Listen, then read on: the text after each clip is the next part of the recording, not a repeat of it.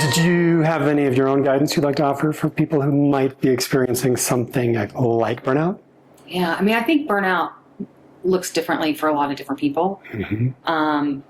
I definitely have had my own experience with burnout, and I think that, some personality traits probably make some of us more prone to burnout than others. Sure. Us high achievers, right? We kind of burn. So for me, I can tell you that at the time that I would have called myself burnt out, I very much was focused on the environment that I was in that was quote unquote causing the burnout. Sure. Okay. And whether or not, that caused burnout in the next person or not, it's irrelevant. I understand. From my point of view, there were environmental factors, circumstantial factors that were contributing to my burnout. What from this seat, right, many, many years down the road, I look back on that experience and realize how a lot of my own behavior and thought processes contributed to my burnout. And what may be surprising to people is like the number one thing that led to my burnout was pride.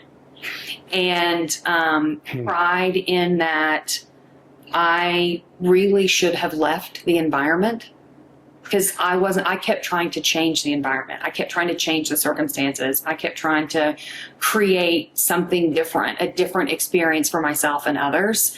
And that just constant expending all of that energy to try to change the circumstances was just wasted effort.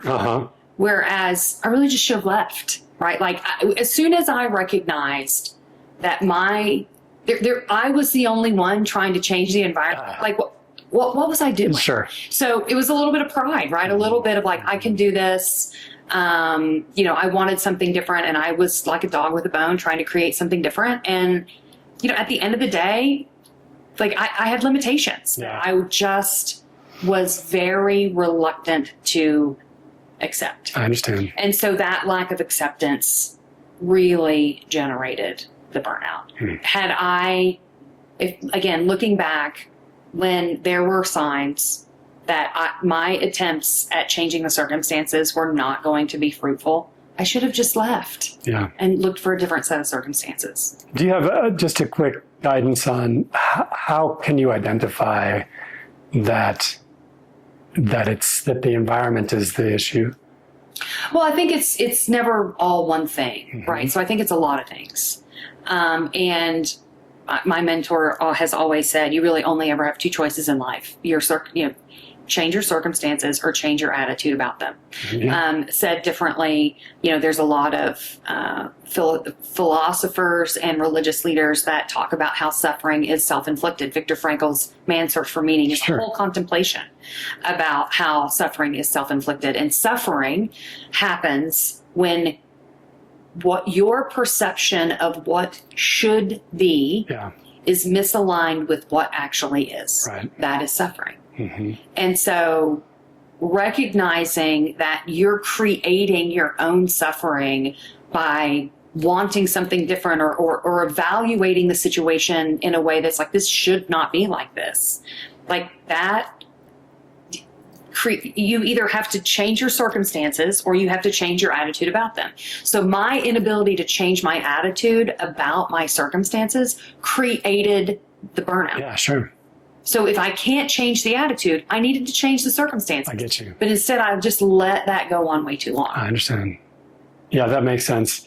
And I think that if people are thinking about the environment, I know guidance that I've gotten from you, and it's the way that you lead, is to communicate. Yeah. Right? Like definitely be communicating. It's not like, identify, I think my environment's the problem. I'm out. Yeah. It's identify that I'm experiencing that disharmony. And I think that it has to do with my environment or the circumstance that I'm in. So it's not, step one isn't, so leave. Step one is to evaluate and communicate and see what is available to you in terms of the first of the two options. Can I change the environment or the circumstance? Yes, and an an objective review of the environment is also needed. Sure. So what we tend to do is evaluate things as good or bad based on our own sense of Sure. right and wrong, the word should, which I know you and I have talked about. So to your point, evaluating the environment and having a conversation about, here's what I'm observing about the environment that I'm in. Yeah. Am I reading the situation correctly, or do you share my perspective? Right. Maybe is even a better question. Do you share my perspective? Are the circumstances that I'm observing permanent or temporary? Right. And how temporary are they? Is this a really intense period because of a particular project or, a specific thing that's going on and you just kind of need to weather the storm? So is the environment permanent or temporary? Right. And then also recognizing that it doesn't have to be good or bad for it to just not be for you. Right. So, the classic example is, a lot of people really like startups. A lot of people really like startups for a lot of different reasons. And as an organization gets to a certain size, there are things about a startup that just don't work. Yeah.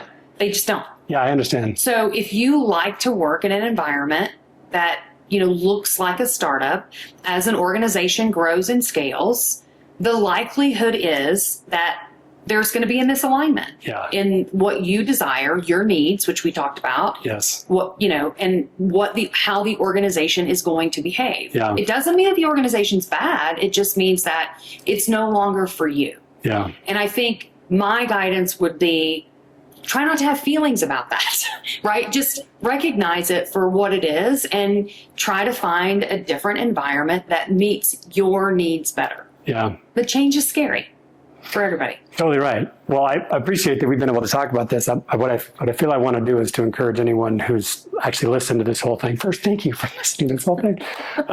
Is to share their own experience and tools if they have them, because 66% is a big. It is a big portion of the American workforce, and I think that when you're in situations like that, unless we share openly about our experience, then everybody will be experiencing in isolation, having a sense of their experience, perhaps even just being because of them. Yeah. I think that the more we can talk about that and the more people share the tools, the less sort of alone people will feel, which is another thing that can contribute to burnout.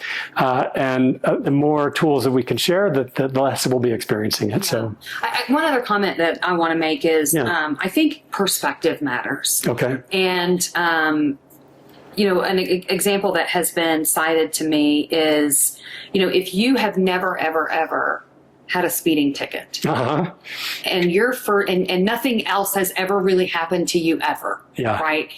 The first time you get a speeding ticket, I mean, that's a big deal, right? And creates all kinds. I'm not a person who gets speeding tickets. Like it just turns into this huge big deal. And so, whereas other people who maybe have other things going on that in the big scheme of things, a speeding ticket can seem like a minor inconvenience. Yeah. That also drives burnout. So if you, again, perspective matters. Yes. So we talked a little bit ago about being bumped and spilling your coffee, right? Like if you get worked up every time you get bumped, like you're in for a lot of suffering. Yes. Do you know what I'm saying? I do. Yeah. So it's also a matter of perspective and like figuring out what are the things that are important to you. Because if you go through life thinking that everything is equally important, you are setting yourself up for a lot of suffering. That's a really good point. Okay. I can dig that. Then what I maybe will do is if we get thoughts, if people will share their thoughts, and I really hope that you do, that we can create visibility for them in another conversation. Yeah, I mean, what are some tips and tricks, right, that you can do? Because usually burnout happens when your cup is empty, right? Like you're not filling your cup. Sure, as you know, I just did, I did a little wellness retreat to fill my cup with goodness, right? And so, what are some tips and tricks that people have to fill their cup? What are some of those things that give you more resilience, that give you more perspective, that give you more energy and emotional intelligence and things of that nature, so that when you do get bumped, you're like, oh, hey, are you all right? Yeah. Totally. Yes. Are you all right? Yes. Not, hey, man, you spilled my coffee. Right. Are you all right? Wow. Let's do that more. Yeah, let's do that more. Right on. Let's do that more.